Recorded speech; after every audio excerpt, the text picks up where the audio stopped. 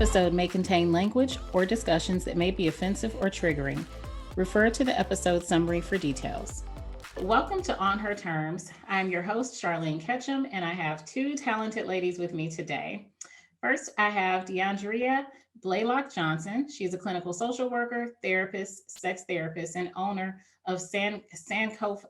I'm redoing that because I butchered that all the way. That's the bonus of not being live. You can redo stuff when you mess it up. So we're backing up. So it is Sankofa. Okay, Sankofa.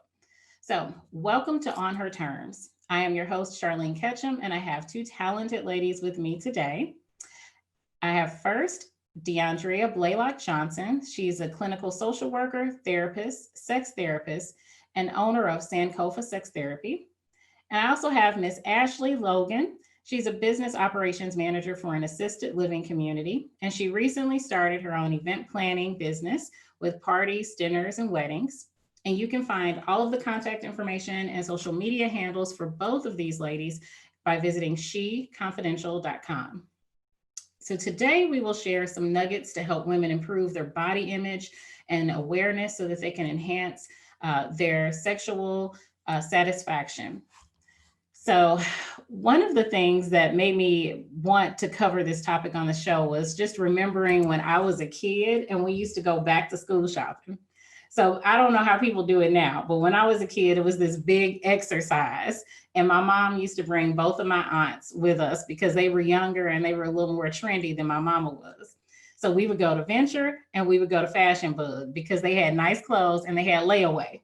And so we would go in like June or July and I would get to try on all these clothes and we put them up in the layaway and I get them out. We'd be able to get them out a couple of weeks before school started. So I have a lot of fond memories about that. But then I had a lot of anxiety wrapped up in it because I've always had a butt. I had a butt when I was 10. And that evoked like the boys used to, y'all remember that LL Cool J song, like with the girls got a big old butt. They used to say that stuff when I was in grade school. And I can laugh at it now, but I didn't laugh about it then. And when we would go back to school shopping, my mom would always have me try on the clothes and turn around and she'd be like, oh, her butt is still showing in that. And so we would try to find something else that would cover me up better. And it stayed that way when I was older and she wasn't coming with me to go back to school shopping. It continued to be that way, kind of checking to see, is this showing your breast? Is it showing your butt? That's a little too fitted. And I was always super self-conscious. Like, I can't make this go away. Even with loose clothes, it won't go away. And so I had a lot of anxiety about trying to hide my body. And that certainly spilled over into a sexuality context because it gave me this shame about my own body. And that's without even talking about sexual behavior, just with my own body image. And so I've talked to other women about that. And a lot of us had similar experiences growing up. And I don't know, how was it for you ladies when you were young? Did y'all do back to school shopping drama or have those situations where you were trying to mask what the good Lord gave you? Yeah, I definitely remember shopping with my mom, and it wasn't a fashion book. It was 16 plus or one of those stores. And I remember a man making a comment about my body and my mother being very like protective of me in that moment. Like, oh, she doesn't look 12 or however old I was. And I was working out with my friend who's a personal trainer this morning and talking about how sometimes we end up putting on layers to detract from that unwanted attention, whether it's layers of clothing or like putting on weight subconsciously, like putting on weight so that you don't have that unwanted attention.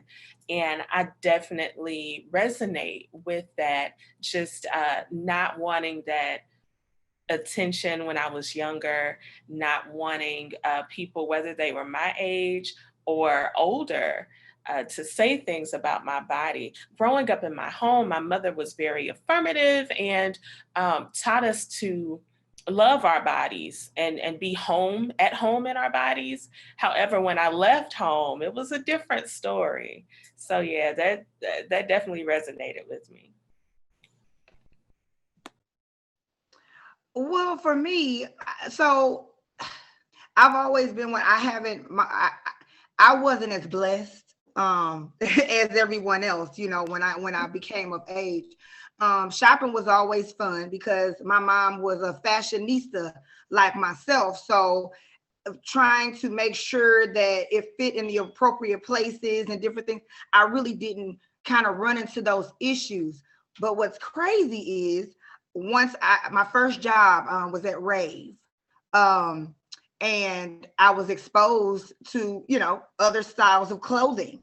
And which at the time my mother, she thought was, of course, very risque. And looking back, yeah, the crop tops and different things. So she would like hide things so that I wouldn't wear them, and different things like that. But it wasn't until I became a mom, I didn't really understand the whole fat shame or just my girls were very blessed, and not anything of their own. However, we were having, when it was time for school shopping, we had that issue, and I found myself, saying, oh, I need to make sure you cover up, and different things like that. But it was never a place from them of being kind of like, I didn't want them to feel like they had to live in a box because of what God gave them. This wasn't anything purchased. This is the body that God made for them. And I wanted them to be comfortable in that. Because I believe that beauty starts on the inside, and I always wanted them to feel like regardless of what you put on or how you wear it, it's all about how you carry yourself as a young lady. My youngest daughter more so, but we went through a lot with that because of course the clothes aren't as they don't make them for blessed young ladies. However, and I've had some situations even in their school where they have rules that they have to wear certain shorts that can't be a certain. Well, we live in Arizona, and all the girls pretty much wear the same thing. And my argument was, you're comparing her to someone that's they're completely different, and for her it may seem risque, but it's okay for her. But these are two little girls. That's what we see. And I feel like for me, it's what you make it, so we struggled with that a long time, and even my oldest daughter, she kind of had some insecurities with that. She's just like, I don't, she got to a point she didn't want me to see her, I've had conversations on Facebook, with different getting, and I think me and Charlene have even kind of went back and forth with her explaining to me, don't allow people to fat shame, and I didn't know that was a thing because I've never been that size. I've never, I've always kind of been a small frame, but I know for, when I became a mom that this was the real thing. And I've just been trying to encourage them and teach them, love, and teach them, a little modesty, whatnot. But however, you have to love the skin you're in, and although it may not, God made us this way. He made us this way. And so everybody is going to be different, but it definitely starts, within. So both of you just said some things that I just got to dig into. So, and I'll highlight them now just in case I forget them later and we can come back to them. So y'all got to remember too. The first is both of you mentioned, Ashley, you mentioned it from the perspective of being a mom, how you've instilled in your daughters to love yourself. And De-Andrea, you mentioned that your mom taught you all to love yourselves, but that was something that was protected kind of at home until you went out into the world. So I first want to talk about how you actually do that. For moms who are in the audience, how do you instill that confidence in your child while you're protecting them? So how do you balance that? And then second, talking about the differences when you talk about school dress codes and everything and how they can be, the application of them can hurt Black girls or girls who are curvier because even, there's fat shaming and then there's just body shaming, because I didn't get overweight until like 5 years ago. Prior to that, I I was proportioned, but it was still, it's like, okay, you got all this butt, you got breasts and everything. And so yeah, a certain outfit, definitely I look at pictures back when I was a teenager, and I look very different from teenagers do now, because we didn't get to wear the makeup and the clothes they do now. But still, I had grown men hollering at me, but it wasn't because of how I was dressed. It really was just because they were nasty. And so that's, is what it is. And so, what we'll start with, how do we deal with, as parents, this disproportionate application, when we start body comparing, when schools have these policies and you say you can't wear this type of dress, but yeah, if you put this on a thin framed girl, it's not a problem. But if you put this on a girl who is a little more shapely, and a lot of times that tends to be, Black and Latino women, women of color who are a little bit more curvier, then it's a problem. So, how do we advocate for our kids in those situations? It's hard. It's hard. And I think, it's crazy as it sounds, and it's very hard. However, social media and and they have helped with that, because now it's okay to have a small waist and a big butt. Now it's okay to, have the more curvier. Now we're getting fashion lines that are contributing to the tall girl or the curvy. So at first, before, things were, kind of straight and narrow, I will have to, contribute to social media has helped a lot.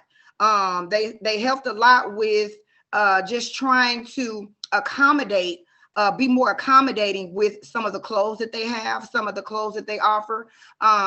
I definitely have had a lot of conversations with principals and teachers and different things of that nature, and just trying to get them to understand. And that's one of the things where I think, as they're starting to see it more and more, and especially living in such a diverse place as Arizona, it's more common than none. So you don't just have, we are the minority, and so but they're able to see that there are more girls like this. But then also, I think with different brands, different clothing, I also feel like you have to dress your body, so now you have labels like Fashion Nova and different things that are being more um, open and creating more options for this type of situation. And that helps a lot. That truly helps a lot, because I know a lot of girls, it was, you don't make enough for tall women, or you don't make enough for curvy women. I remember shopping for bras for my girls. They always had, and I had to go to Fredericks of Hollywood for my 12-year-old, because they didn't have a lot of options. Well, now I have Fenty Beauty. Now Walmart has a line. So I think as time is going on, they're pretty much creating this space for that type of girl, and that's truly helping. It doesn't make school shopping so stressful. It doesn't. My oldest hated bra shopping, because she knew we had to go to a few places just to get the right fit. But now a lot of the retail stores and a lot of, they are accommodating with the now. So I can really, as a mom, that helps, because going to Target or Walmart, I can't do that for them because of that. But now that I have more options, and I think that was the biggest thing. We only had Venture. We only had Walmart. We only, that we didn't have a Fashion Nova or a Right. Boohoo, or we didn't have Right. these. So I think that helps a lot. One thing that kind of jumped out at me is the idea of the adultification of Black children, specifically of Black girls, and how our children are not allowed to just be children. They're looked at as being older than what they are. And we see the effects of this, not just in how people are predatory in this way, but also with punishment in schools. Just the idea of stripping away the innocence of a child. And so I'm going to put this idea of who I think you are onto you and hold you to a specific standard when you're still a child. I'm also thinking about the book called Fearing the Black Body, and it talks about the roots of fat phobia and how it's actually rooted in racism. And all of these different things are just kind of jumping out. Uh, it's just very interesting when you start to dissect these layers and see where it comes from. And I think when you are able to kind of sift through those things and understand the negative messages that you get outside, you can then try to control the environment that you have in your home, still preparing your children for what they may encounter. And so the way that my mother did this was that she was very purposeful in one, not equating nakedness to anything sexual. And so I grew up in a household full of women. So we walked around naked. Okay. Our bodies are different, but it was something that I got to be very comfortable with my body. Although I did not see any bodies that looked like mine in movies or TV, Mhm. but I grew an appreciation for my body in my home so that when I did decide to share my body, like, of course, you may have your own insecurities, but Yes. there was still a certain groundedness that I had, an appreciation for who I am and what I look like that my mother instilled in me. That even though, yes, I get all these negative images and negative ideas when I left her house, but I could still like go back to those things the seeds that she planted. So. Wow. Yeah. Wow. That's really amazing when you talk about just that openness in the house about the body, because that's completely different from how we grew up. It's like you cover up. It was, and it, I don't think it was an intentional thing. And so, audience people hearing this, my mother listening to this, is not that I felt that my mom intentionally tried to shame us or anything. I think a lot of it's how just how she was taught, Mhm. because my grandmother certainly isn't open. She doesn't even talk about menopause or, any of that. That's very just, you don't talk about those things. And so I think that her children, that's the way they learned to repress and not communicate those things. So I didn't grow up, being open about my body. I was always taught like you need to hide it. You need to hide it. And so that would be a completely it even shocked me when I was in the dorms in college, because I lived on an all girls floor. And so some people were a little bit more relaxed and how they would parade around. And I was like, oh my God, how was she raised? And everything. But that's definitely a new. I'm familiar with hearing that, but that's, I think about how different my view of my body might be if I had been in an environment where it was just like, okay, that's your body and we all look different. Mhm. Because I don't know, when you're with your clients, do people come to you with concerns related to this, with body image things, because of how they were taught to that, shame associated with their bodies? Absolutely. So I work with individuals and those in all types of relationships. And so some of the uh, concerns that people may come to me with are definitely related to how they see themselves as an individual, how they see themselves as a partner. And it does sometimes go back to being at home in their bodies, however that may look. It could be someone who is gender nonconforming and they are exploring different ways of really being at home in their body. What does that look like? What does that feel like? It could be a cisgender woman who grew up with the idea that something is wrong with my body because I have a big butt or something like that. And so when they are then looking to be sexual with their partners and their partner wants to touch a specific part of their body, they may shy away from it. So yeah, body image definitely comes up with my clients, but in a lot of different ways. Ashley, I think you were about to chime in earlier. Well, no, I was when she was talking about the full of women. Honestly, I have to say, I think pretty much all my friends have probably seen me naked. And it's not because, that's just me. It don't take nothing from I'm not going, I'm gonna just take my stuff off. Like that's that, and my house is they laugh, but my house is a free spirit. If you can't be yourself at home, where can you be yourself?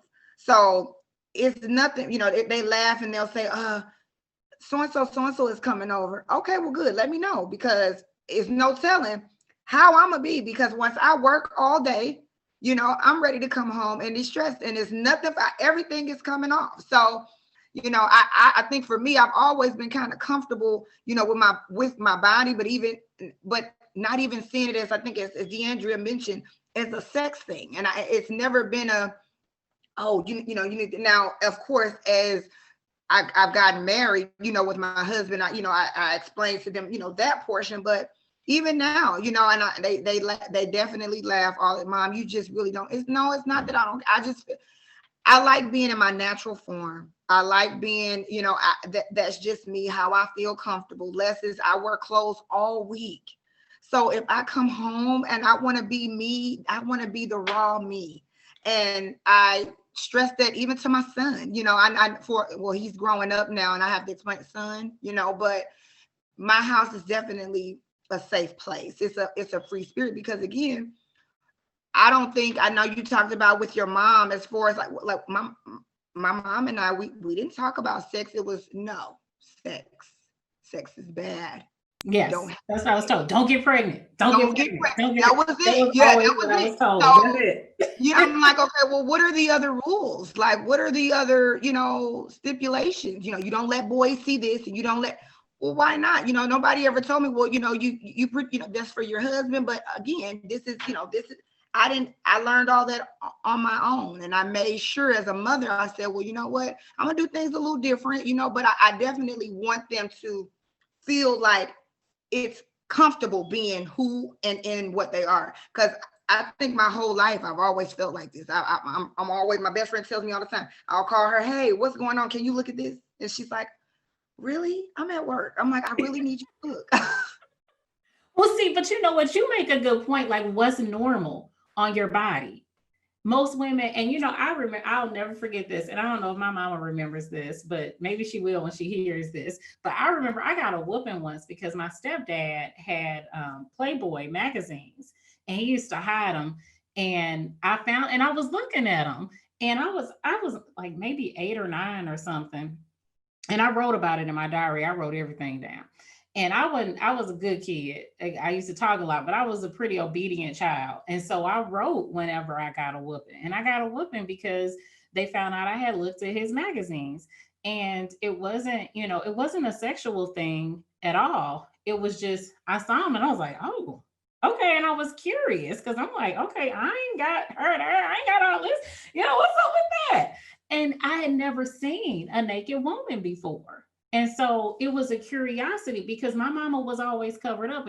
I'm sure I saw her when I was, a toddler, but I didn't remember that. So that moment, and then associating that with like, I got a whooping for looking at this, and again, I get it, because I think that because that was associated with sexuality, because that's what men bought it for. It's like you punish your child because this is a bad thing. But again, we're kind of conditioning them that the human body is a bad thing, and to be curious about it is a bad thing. When, like you just say, Ashley, you called your friend you're like, look at this, because we don't know like what's normal breasts look like. Like I've looked in medical books. I'm like, is this normal for me to have like this pain this time of the month and this and that? It's like I was on birth And control. I love the woman's body. I am absolutely, and and I tell people don't take this the wrong way, but the woman's physique is so sexy to me. I said I'm confident enough in myself to Yeah, look at another woman's body and say, "Dang, yeah, you," she's and beautiful. that's definitely, but and so sometimes that's seen as a negative, but I'm okay with that because all of the beautiful shapes, all of the for me that is so beautiful, and I'm okay with that because I know that we're all different. I know that we're made different, and it's like, how can you experience that if you don't see it? So it's just like, and that's a help, that's a tool, that sometimes, it's like, look, we're all different. And I hate to say it, I tell my girls, I say, look, people pay for what you have. They Yes, pay, yes, they yes. pay for it. I said, so you're naturally For the butts. designed Yes. and perfect in his image. Hmm. Understand that and Yeah. embrace it. Yeah. And that's it, because again, I embrace all of this. But I don't care what, even when I lost some weight. So even when I was a little fluffier, I embraced it. Oh, I told my husband, you have to love this by the pound. I don't care what pound, but you got to love all of this by the pound. And that's gonna be that. And we've been okay. So it's just like you definitely, I think it definitely, and it's crazy because I didn't even really get kind of into the whole sexuality, even within myself or my mate, until I became an adult woman. I didn't even know my body until I became an adult woman. Well, that is, I read an article not too long ago. I get on all these tangents. I see different things. I'm like, oh, let me read this. And it was like midnight. I was in the bed. This is why it's bad that we got these smartphones, because it's next to me. And sometimes I'll look up one thing and then I go down the rabbit hole. And it said that like only less than half of heterosexual women have satisfied sex lives, and the percentages of women who orgasm through vaginal sex were like a third of the women. But they said, but I'm like, oh my gosh, I'm reading all this. So then I start Googling like women's sexual satisfaction and all these different things that are related to it. And they said some of the causes, one of the main causes is body image. One of the things, body image, is in women not knowing their body, because women aren't encouraged, to do self play, to masturbate. And so they never know, they never learn what pleasures them. So if you don't know what triggers you, you can't teach your partner, because you do have to teach them, because they don't know. Most men been trained by porn. So Well, they I don't can't know. I can't say that, sure, because I've never masturbated. And it wasn't until I met my now husband, I had never had an orgasm. And some men may know. It's, when I'm speaking in Yeah, general, right. some men, Yeah. yeah, some may know, but in general, they, He helped me to yeah, discover who, because I was just like having sex, like I just thought this was, I never knew what was supposed to, I just knew you were supposed to have sex. That was it. I didn't know what was, that was it. Nobody ever taught me what you mhm, have, this is what's supposed, nobody. And it wasn't yeah, until I was, and I'm like, well, what have I been doing all this time? Because, and he's like, I have no idea. But it wasn't until, because I had never, I had never mastered, I didn't, and so, and I'm like, and I thought that something, I would look back, I'm looking back, and for a while, I thought, I'm like, is something wrong? Like, a lot of these women talk about these experiences that they have, these mind-blowing experiences and nice long nights. And I'm like, I can't relate. Well, you know what I've learned, and De-Andrea, you can probably shed a lot of light on this for us. But what I've also learned, a lot of times, and I'm telling you, when I used to have those parties, some stuff used to come out, and even just even just talking to women one on one, for a lot of women, even without the orgasm, it's the experience, the closeness itself is really special. And I have joked to people and said sometimes, sometimes everything before and after the actual sex is the best part, because sex is messy. And so it's like, if you don't have some satisfaction, if you don't get to orgasm, it's like, I'm like, oh, it's a waste of time, unless you really have that emotional connection, with that person. And so that intimacy, I think, is what does it for a lot of women. And so even if they're not, and then also the other thing is orgasm isn't the only, it shouldn't be the goal of sexual connection. But even if it's not something that they want to do, it's not pleasurable because they don't want to do it in the first place because they're tired. They're thinking, I know women who are married and have kids, and they say, he'd have sex every day if we could, but I'm laying there, I'm like, okay, how much long? Because I gotta do this laundry, I gotta do this, I gotta do that. And so there are women are a little bit more complicated from what I've read and from what I've talked about with other women in terms of understanding our bodies and what's pleasurable, and then also getting rid of those mental blocks.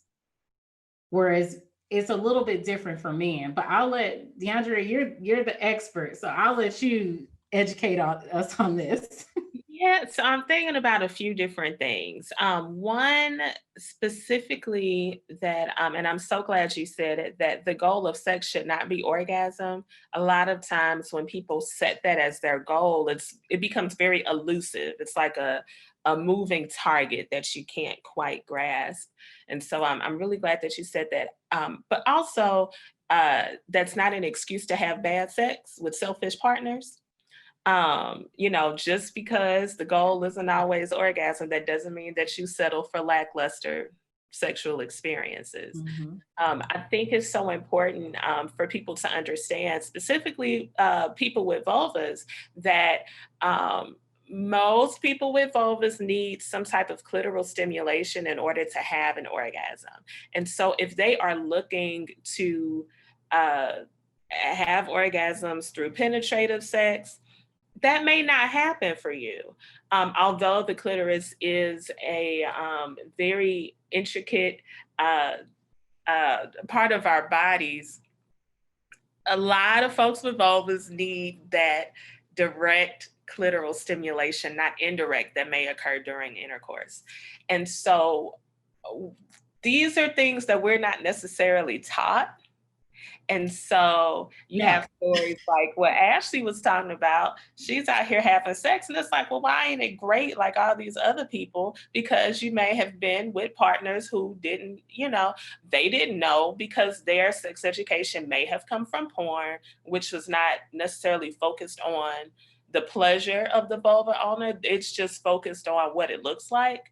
And so, and I'm not anti-porn, but it's not real life. Right. Entertainment.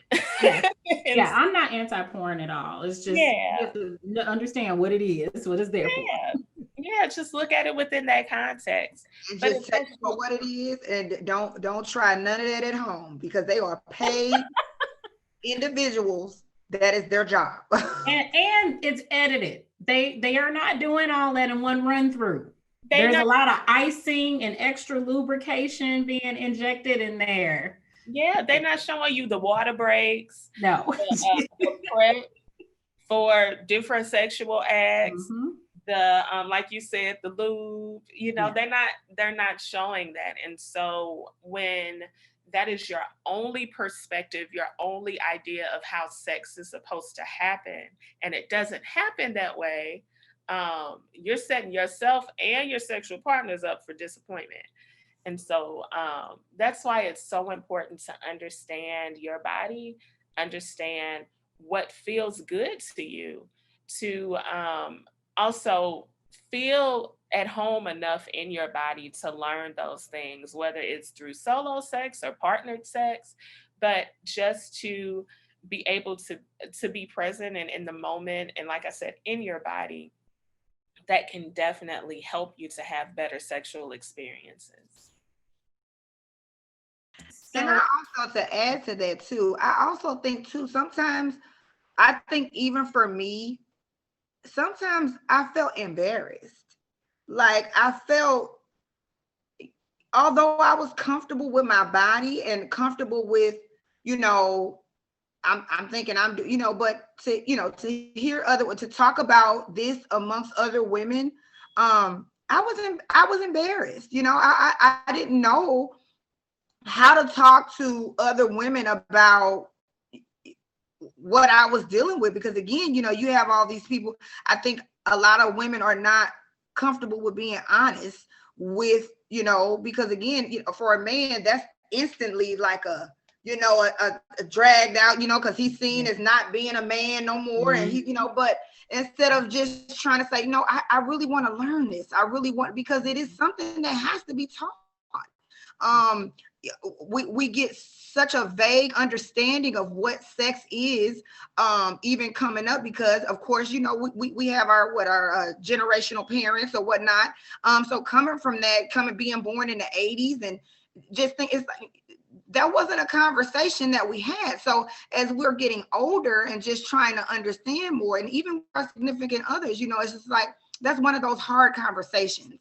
And I think that as women, we need to be more comfortable with, not, I don't want to say calling it out, but asking questions, or seeking help. I mean, now the mere fact that we have therapists that are trained in this area, because of course we didn't have that, back then. But I think that that's the biggest thing, because as African American women, I definitely know that, therapy is shined upon. And, if you're going to therapy, something must be wrong. And not necessarily, sometimes you just need a good teacher, and I think that once we get comfortable with saying, hey, I need to learn more, and it's okay to say that, I think that would help us a lot more. Especially, I can even say for me, because it was definitely, I felt embarrassing to even discuss, so. One big part of what I do is providing a safe space for people to ask those questions. The model for sex therapy is called Plicit. It's giving permission to ask those questions, and then limited information, specific suggestions, and then intensive therapy. And that's kind of the model for sexuality education for the PLISS.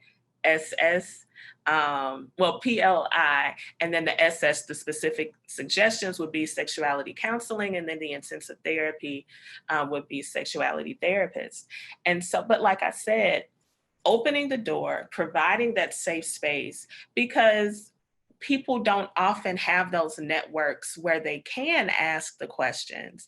I'm very fortunate that I have friends where we talk about sex rather openly. We talk about sex toys. We talk about, different things like that, and achieving pleasure and whatnot. And, but I also have other friends who I know don't have the same circles or the same safe spaces.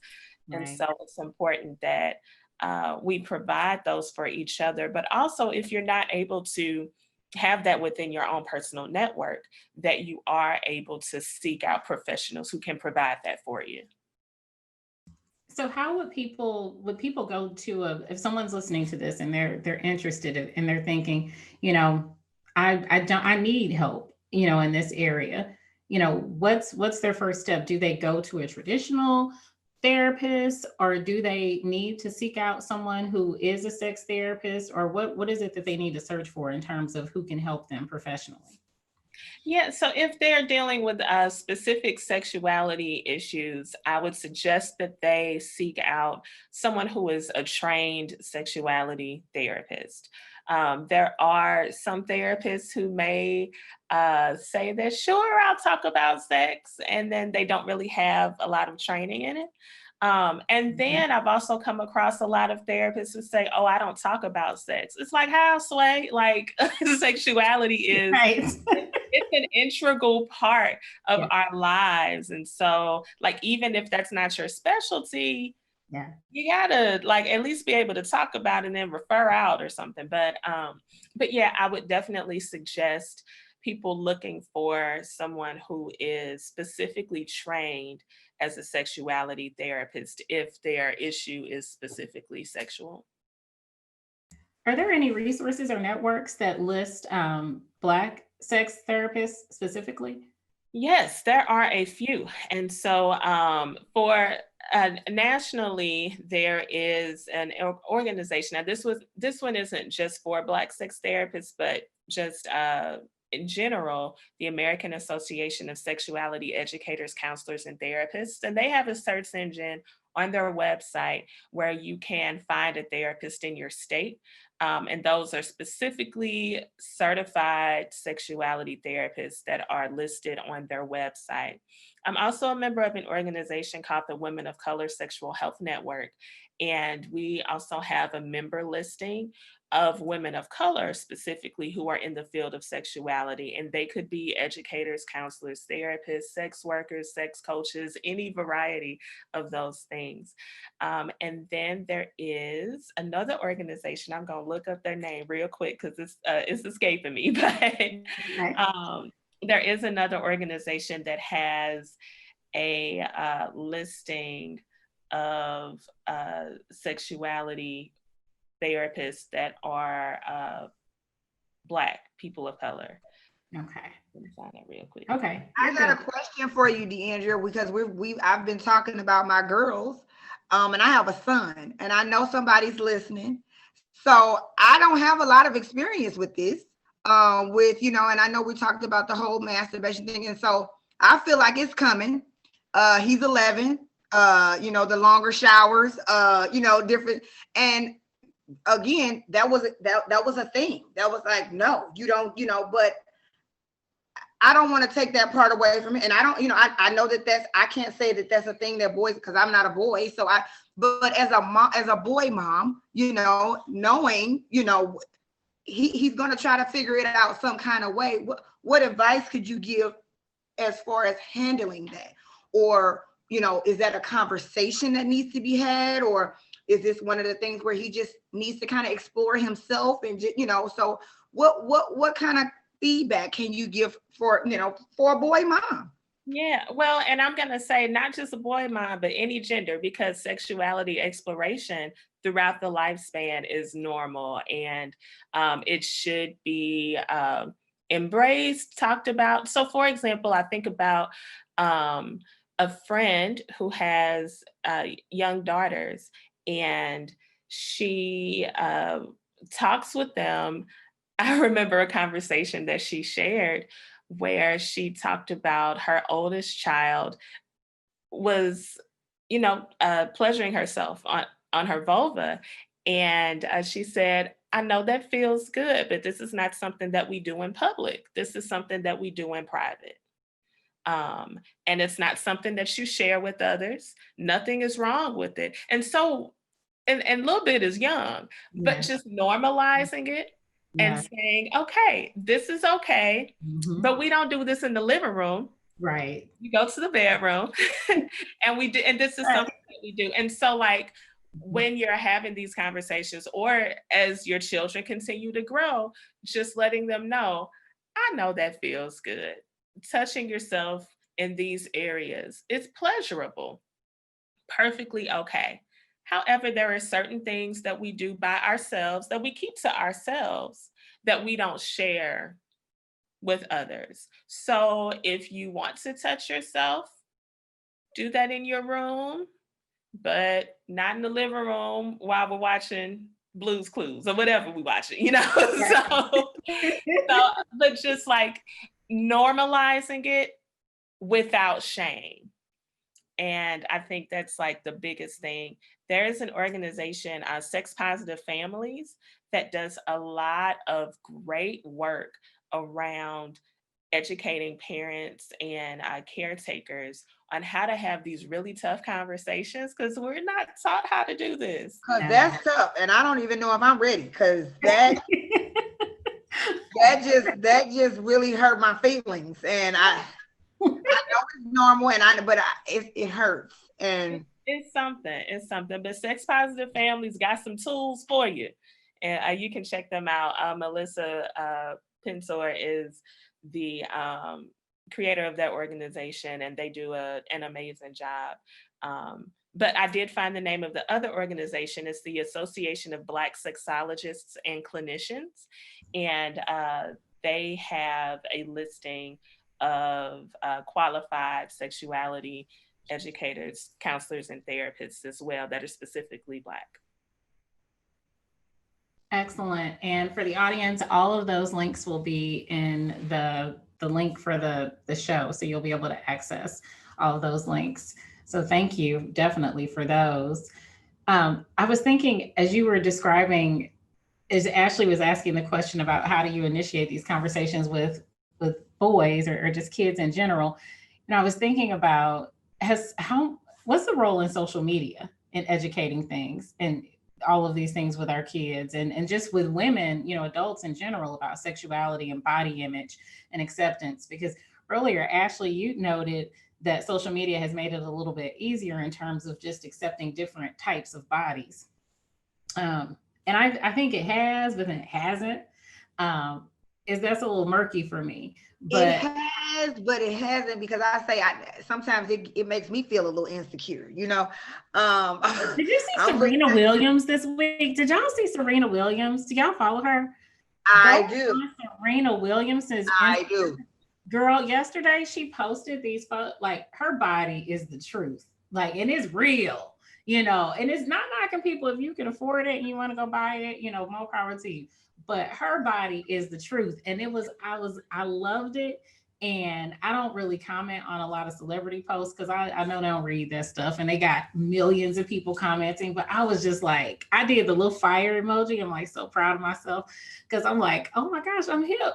But I just had to give her props. And I loved that all these women were just giving her like mad props. Like, you're gorgeous, because we've heard all these little side comments about her because she has a different look from what's deemed attractive by European standards. And so I'm really excited to see that people are recognizing and lifting her up, because young black girls need to see her and know that I can look like Serena Williams, and that's beautiful too.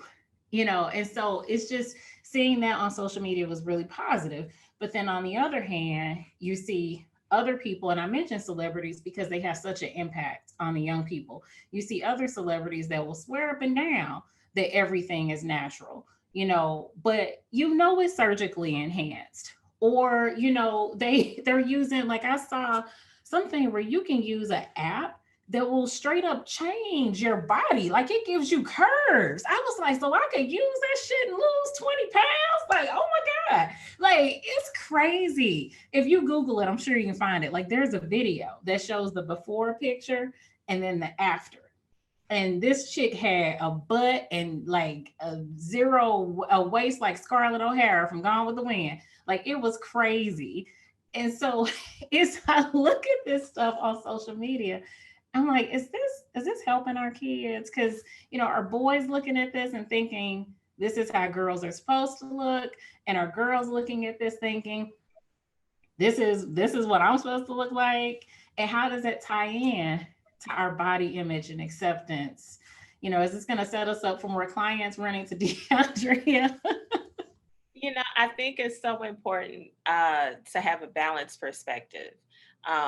Thinking about, as a parent, I think that it's important that you know what your children are viewing and seeing, and then you give that balanced perspective. I think about how growing up, we'd be watching Oprah, and let's say Oprah's talking about teenage pregnancy or had an episode about AIDS. Well, when the TV show went off, my mom turned it off, and then we had a conversation. And I think that you can still kind of apply that same thing, where if you see your child looking at specific bodies, or, thinking I got to look this way, or I can't post a picture unless it has this specific filter on it, just explaining that not everything you see on social media is real life. Not everything is supposed to be attainable. Not everybody on here is doing squats and wearing waist trainers. They went to Dr. Curves, and that's okay. Yes, it But is. don't feel that you have to live up to this specific unattainable ideal. I think about how I don't follow specific things that don't make me feel good. Like, if it makes me feel like I'm lacking or something like that, I'm not following it. Because for me, my personal social media page is just something to pass time and to connect with friends, not something that needs to cause me stress. And so again, I'm an adult, almost 40, right? But as a parent, thinking about how you want to specifically balance the images that your children may see with these conversations, and then also having those other conversations of what real bodies look like. Like, yeah, your body may not be perky like this, but it's still a beautiful, good body because it's yours. Yeah. So yeah, and I agree with that. I think definitely, I think what De-Andrea said about making sure that you separate the reality.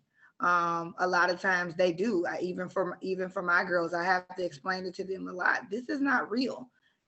In an aspect of, these are paid entertainers. People pay them. Instagram pays them to dress like this or to use, so I think that's the biggest thing, is just trying to get them to understand, because of course what they see is what they see, and it's like, okay, well, no, and even for myself, even for myself, I'm like, oh my goodness, I must be doing something wrong. How is she the same age as me? And so it's just like, and I agree with you, DeAndrea. Sometimes you have to detach from things that don't make you feel good. And I constantly just keep looking in hopes that somebody will mysteriously put 10 grand in my account so I can go and put it together. But the reality of it all, the reality is, no, ma'am, so I'm gonna just work damn hard and keep doing what I'm doing, or whatnot. But I definitely think that's the key, is just trying to teach them that, reality versus what it is. And this is, I think from the clothing aspect and kind of seeing things, that has opened up different areas for different, aspects in that area. But as far as the imagery, I definitely feel like we got some ways to go with that, especially with our young Black girls, as far as not, because even with, I think, the natural hair, that's a big thing. My oldest daughter, that was she didn't want to wear her natural hair. She's like, well, I want my hair long and straight. And I said, well, unfortunately, this is not the case. However, you are beautiful. He made you this way because he wanted, and which is why I embrace my natural hair, because it's like, long and straight is fine. That's fine. But so is short and kinky. So it's just like trying to get that balance in, because they see, oh, well, how come I think one time my son asked me to take him to the barber shop because he wanted his hair to do this, and I said, I'm sorry, son, that's not, we can't do that, so we can do some other things, but and that's fine, but you have to be comfortable with where you're at. And thinking about girls, as I was going over kind of, with our boys experience it too, it's just trying to make sure that they fit into this box. And I tell my girls, my nieces, stop trying to fit into a box. Stop. Everybody is different. In order for people to accept who you are, you have to be confident in it. Yeah. And that's why people tell me all the time, Ashley, people want, but because I'm confident with who I am. I can stand in a room with so many different people, but I have become confident with this. I have become so confident in corporate America with this short blonde hair and this and I will stand in a boardroom and I will deliver, because I know that's that's me. And I want to create that legacy, and I want our young Black girls to feel the same way and understand that there is no type, there is no way, there is no, you are who you are, and you got to embrace that regardless of what anybody says or what anybody does. You have to embrace you, and that's okay, and that is okay. And I love that about you, Ashley, because you have always been real. And what I've loved about your recent transformation, you shared your health journey with us on social media and everything. And one of the things that I loved about the way you presented it was about wellness. It wasn't like you talked about, like, I'm wearing this and that, but it wasn't about the aesthetics a lot with you. You talked about how you felt, you talked about your health. You talked about, I want to live, so I'm doing XYZ. And I thought that was so inspiring and really motivating for me to be consistent and say, I need to take my butt to sleep. Because for me, it's not so much the food. Like, I have issues with sweets, but a lot of it is just lifestyle related things. Like, I need to, get more rest. I need to delegate. Like, I use a meal prep service, Executive Cuisine to you based in St. Louis, and it's Black owned. It's amazing. So good. So people in St. Louis should check it out. But that's delegating that helps me not have to deal with meal prepping, and I can eat, nutritious food and not be having to run out and grab something because I'm so busy. I don't have time to do meal prep or something. And so what I really loved about your journey is that it really came from a place of self-love. Like, you showed that.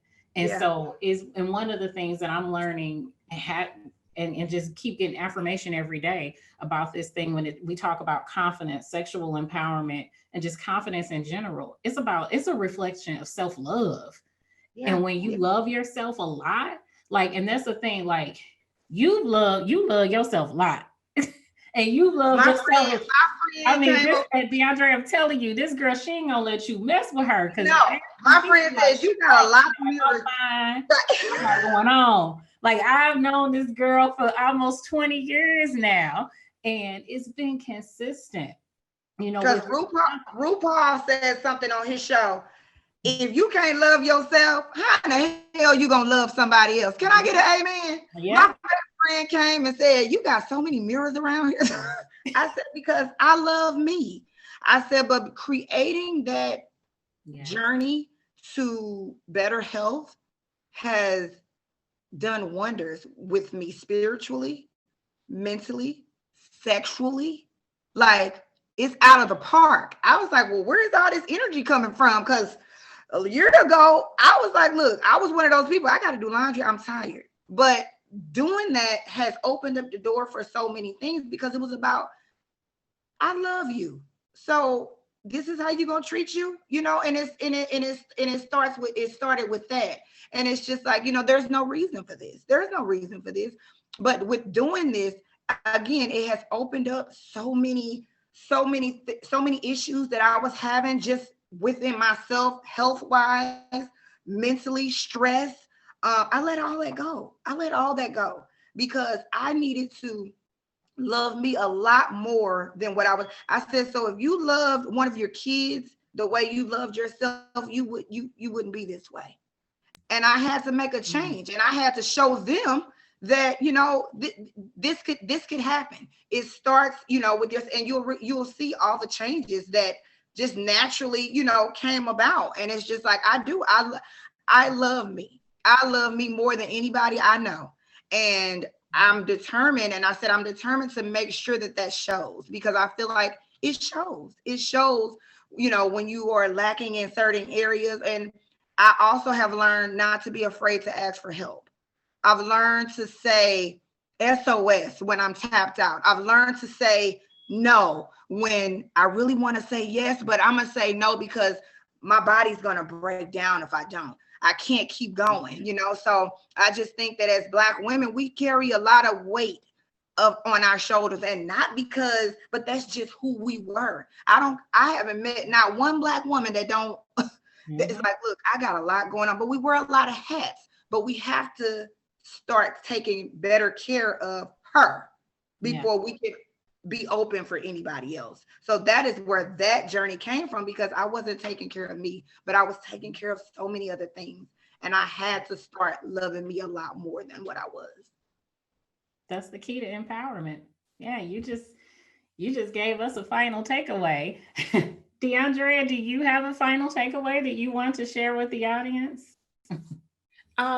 Just kind of going back to some of the initial things that we talked about, it's so important to learn to be at home in your body, and appreciating and loving where you are. And that's the thing. It may be really hard to do that. Also, if there is, an urge to make a change, if it's coming from a place of not liking your body, I'm not sure that you will ever get to the point where you like your body. And so it's important, and that's, and that can go back to internalized fat phobia, right? Yes. But I just really want people to get to the point where they can really feel at home in their body, so that they can appreciate where they are, who they are, and get to the point where they can experience pleasure fully in their bodies. Wonderful. And both of you ladies have various businesses and talents. So for people in the audience who are interested in finding you, what sorts of services do you offer virtually? Right now, all of my services are online. So I provide individual and relationship therapy virtually. And yeah, that's where I am. And for the audience, I will have both of the ladies' websites and social media handles listed on she.confidential.com.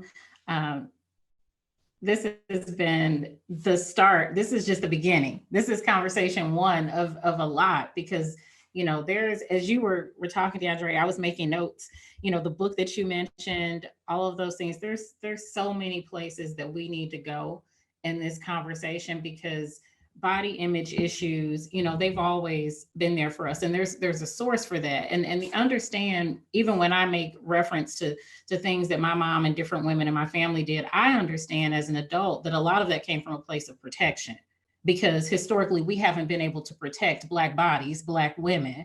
And so we've had to make decisions, to try to camouflage our babies so that they will be safe from predators.